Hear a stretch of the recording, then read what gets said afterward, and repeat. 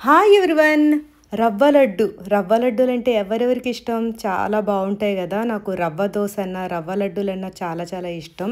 నాలాగా ఎంతమందికి ఇష్టం? ఎవరెవరు ఇష్టంగా తినేవాళ్ళున్నారు? నాకు కామెంట్‌లో చెప్పండి. నేను కూడా దివాళీ రోజు నేను రవ్వ లడ్డూలను ఇంట్లోనే రెడీ చేశానండి. నేనే కాదు, నాతో పాటు మా వారు, ఇంకా మా ఆయేషా, కరీం, సిద్ధు, జ్యోతి వీళ్ళందరూ కూడా హెల్ప్ చేశారు. వీళ్ళందరి హెల్ప్ తోటి రవ్వ లడ్డూలైతే దివాళీ స్పెషల్‌గా చాలా అంటే చాలా టేస్టీగా వచ్చాయి.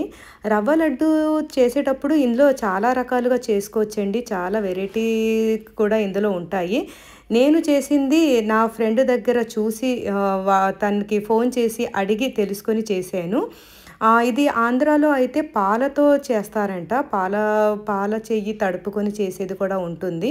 కానీ నేను నా ఫ్రెండ్ చెప్పిన విధంగా ఈరోజు దివాళీ స్పెషల్‌గా చేశాను.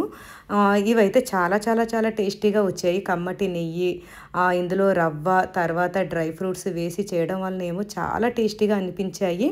ఈ రవ్వ లడ్డూలను చేసినప్పుడు మా ఇంట్లో కూడా అందరూ తిని చాలా బాగున్నాయని చెప్పేసరికి చాలా హ్యాపీ అయిపోయాను. ఇలా మేము దివాళీకి రవ్వ లడ్డూలను చేసి ఈరోజు రవ్వ లడ్డూలతో పాటు సమోసాలను బయట నుండి మా కరీం చక్కగా తీసుకొచ్చాడు. వేడి వేడి సమోసాలను కూడా తయారు చేయించాము. నెక్స్ట్ టైం ఎప్పుడైనా సరే నేను సమోసాలను కూడా చేస్తాను. ఈసారి అయితే ఈ రవ్వ లడ్డూను ఒక్కటే చేయడం జరిగింది. ఎందుకంటే ఈవినింగ్ మేము బయటికి వెళ్ళాలి. అందుకని సమోసాలని నేను తయారు చేయలేకపోయాను. రవ్వ లడ్డూలకైతే ఇంతమంది కలిసి చేయాల్సి వచ్చింది. ఎందుకంటే ఒక్కొక్క రవ్వ లడ్డూని చుట్టాలి కాబట్టి.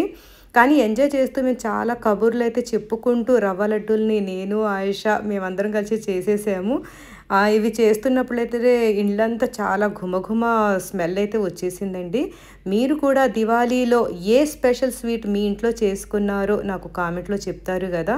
ఎందుకంటే ఎవరెవరి ఇళ్లలో ఏ ఏ స్పెషల్ స్వీట్స్ ఉన్నాయో నాకు కూడా తెలుసుకోవాలని ఉంది. మా ఇంట్లో అయితే రవ్వ లడ్డూల్ని మేము స్పెషల్‌గా అయితే చేయించాము. ఇప్పుడు నేను మా వారికి తినిపించబోతున్నాను.